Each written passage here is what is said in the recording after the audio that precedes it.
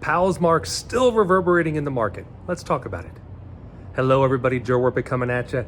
And even though it's been 2 weeks since Powell decided not to raise interest rates, the stock market has not responded. And we've seen this before.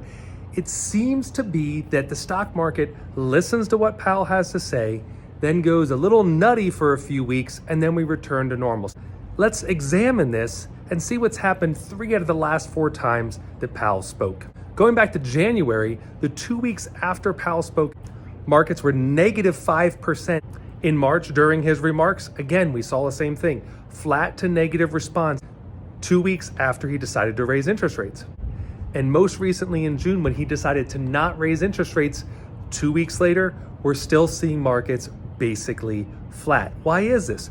Well, it takes the markets a while to digest what Powell has to say. And even though at the last meeting, he said he's not going to raise interest rates, the markets are uncertain, and I think they're waiting until the July meeting to see what's going to happen. What's interesting, however, when you look at the year-to-date numbers, you can see that all the indices are positive. The Dow Jones is up, the S&P is up, heck, even the NASDAQ is up nearly 36%, and we'll talk about that here in a second. But you have to dig a little bit deeper into the roughly 14% rise of the S&P 500. Why is the S&P up that high? What you'll see is even though the S&P 500 is made up of 500 different companies, currently the top 5 of those companies make up 26% of the growth of the S&P 500 because they are technology companies. And right now, because everybody thinks that Powell's not only going to stop raising interest rates, but that he might begin to lower interest rates, technology companies are doing well, hence the 36% gain in the NASDAQ.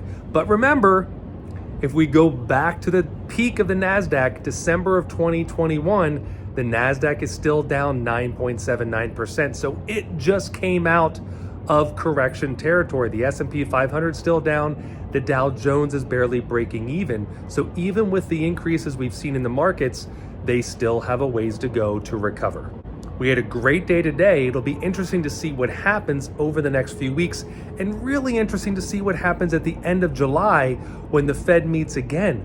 Are they going to raise rates? Are they going to keep them flat? I think if inflation comes down into 3s, my guess is he will not raise rates, but we'll just have to wait and see. Now, for those of you who are wondering where I am, all of my clients in Johnstown know where I am.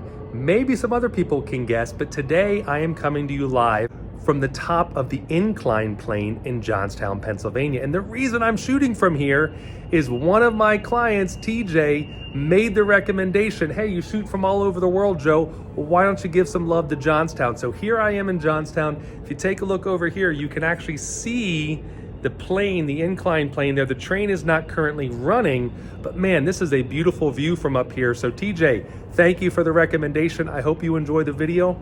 And if you have a recommendation or you have a spot where you'd like me to shoot a video, leave a comment down below. And if I'm ever in that area, I'll make sure I record and I'll give a shout out to you.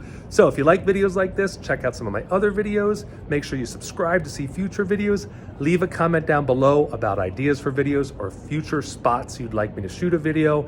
And as always, I'll see you next time.